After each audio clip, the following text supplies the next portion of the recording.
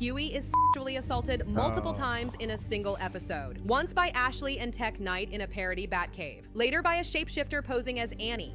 Oh, what's up? Oh, what's up? Yo, what up? It's Major back in another video. Today we're about to be watching a video by Quarter Ray. I think that's the name.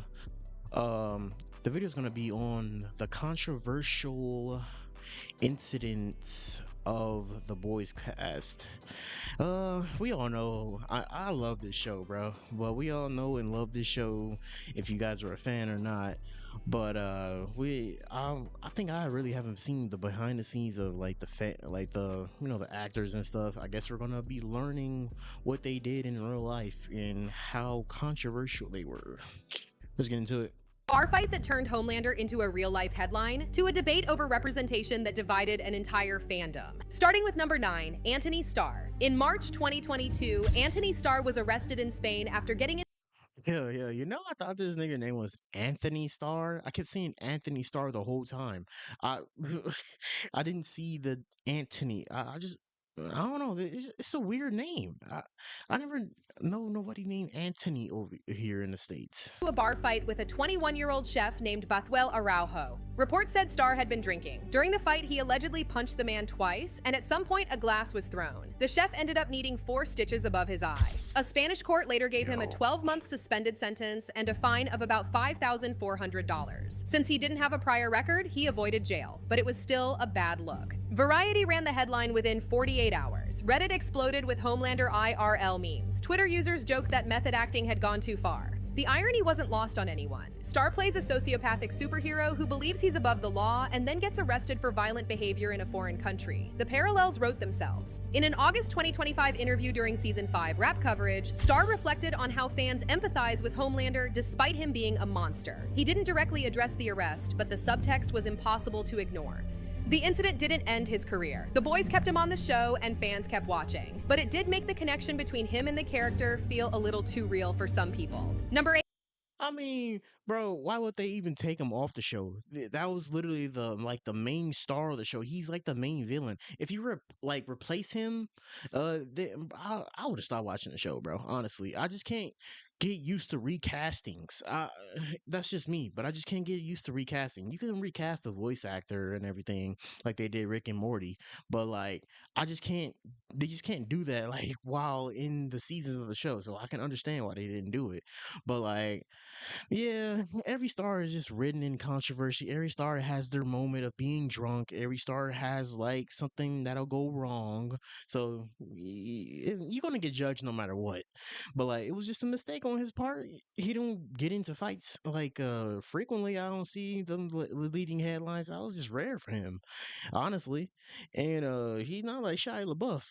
Erin Moriarty. On January 17th, 2024, Megyn Kelly used her podcast to dissect Erin Moriarty's face. She pulled up before and after photos and claimed plastic surgery had completely changed her face. Moriarty responded 10 days later with an Instagram post that didn't hold back. She said the harassment had horrified her, that it had broken my heart, and that she felt dehumanized, silenced, and paralyzed by the body-shaming campaign Kelly had amplified. She explained that the before photo was almost 10 years old, not about a year ago like Kelly claimed, and that the after shot was professionally contoured makeup under stage lighting. Ooh, I'm not gonna lie. This one kind of like got me at a split. Although I feel bad for people making fun of her and shit online. I really think she shouldn't have did what she did to her face. I have no idea. She looking great in like the new season. She looked great. She looked great overall still. But like I just feel like females do just not need to do something to their face, especially when they pretty, bro. Like she's pretty as fuck right here. I'm sorry, hands down, she one of the baddest in the show, bro. But like during that time, I just wish she just didn't like make no alterations to her face. I guess it just has to do with like like less confidence probably, or people getting in your head, or it could be like the little Hollywood shit. You know how people just keep getting plastic surgery, probably just following the crowd and shit. That's probably what happened. You never know what be going on through people's head. Mental stuff could just be swirling around in your head, and you probably think, "Oh yeah, I should replace this. I should do this to myself." But like, I really think she shouldn't really did that. And the internet is gonna be the internet, and always the fuck niggas online talking about her, making fun of her. It be the most ugliest niggas always talking shit about people, bro.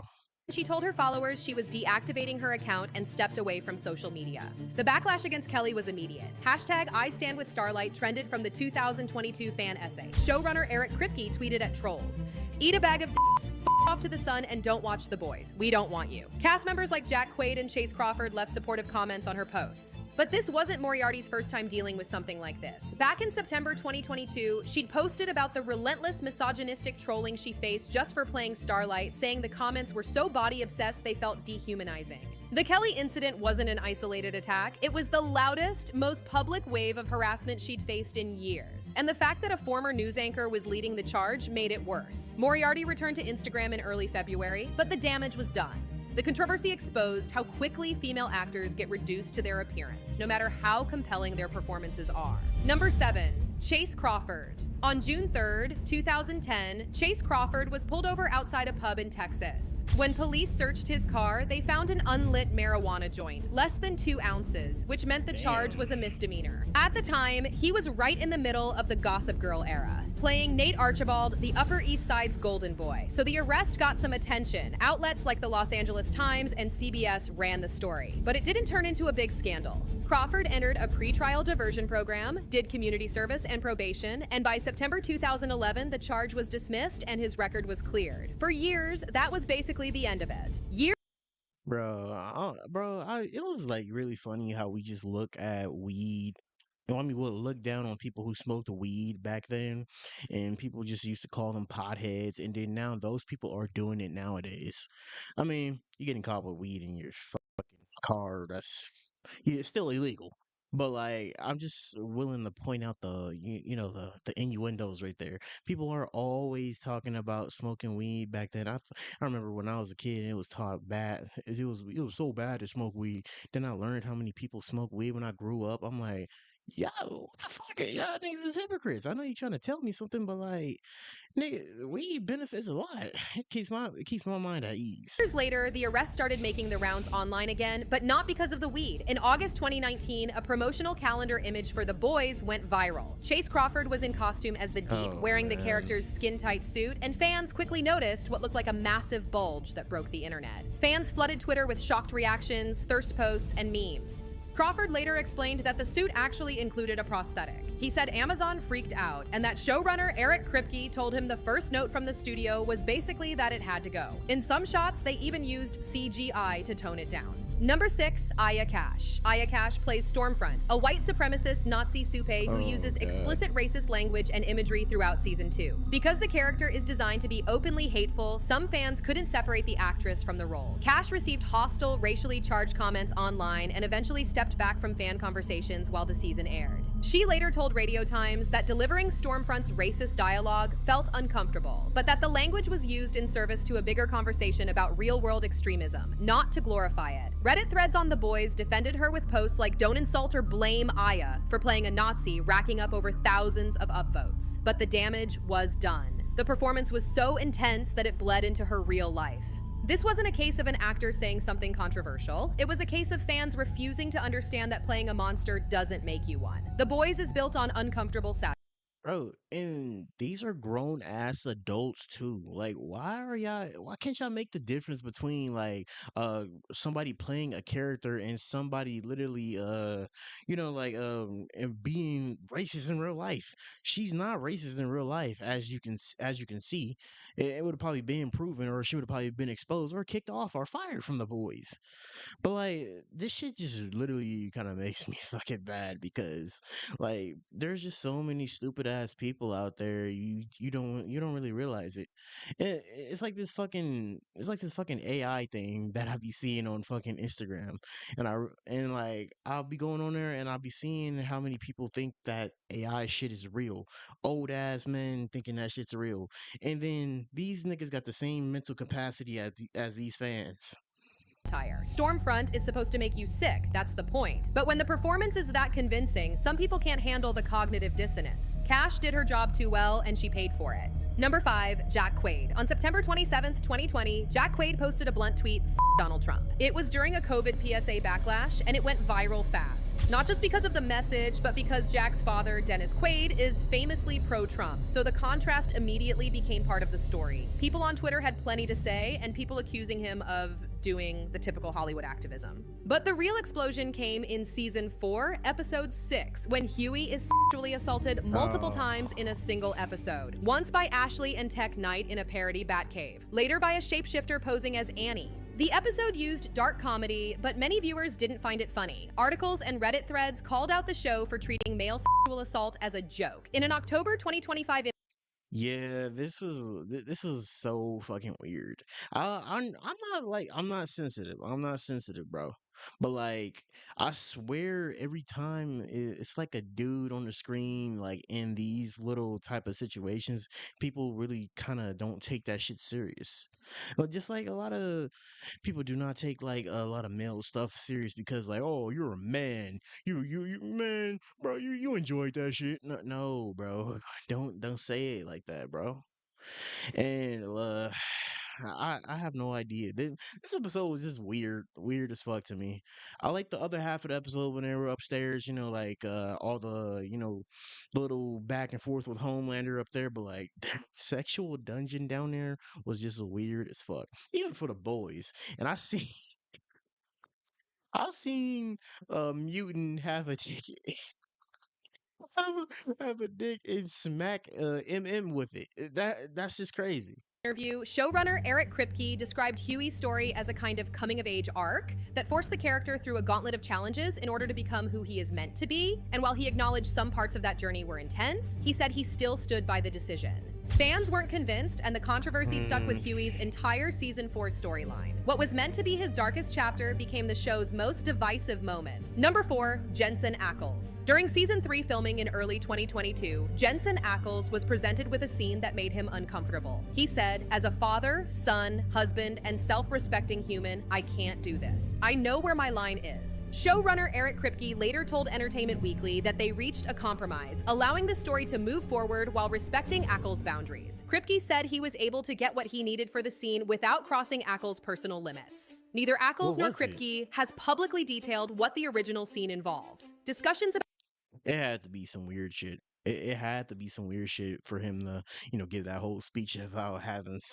some morals in his heart about that. He brought his son and his family into it. It had to be some weird shit.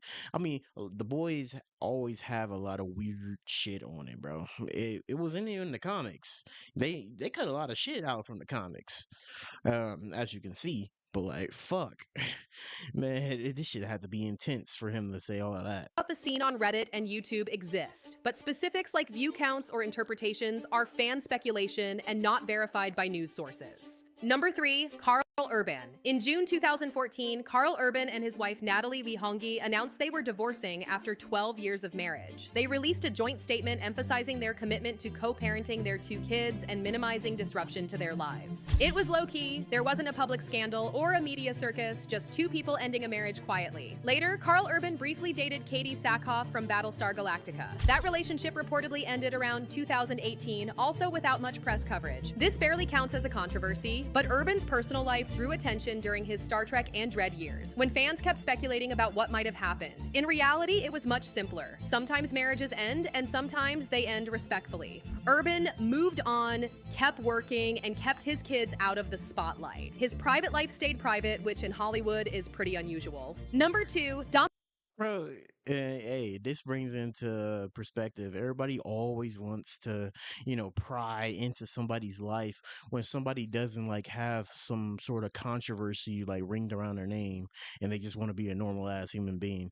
Everybody always trying to speculate of why somebody had a divorce or something. Some people just grow apart. It ain't hard to believe. Everybody grows apart, bro. If you can stay together in this life, then shit, you got that true love. But like a lot of people grow apart.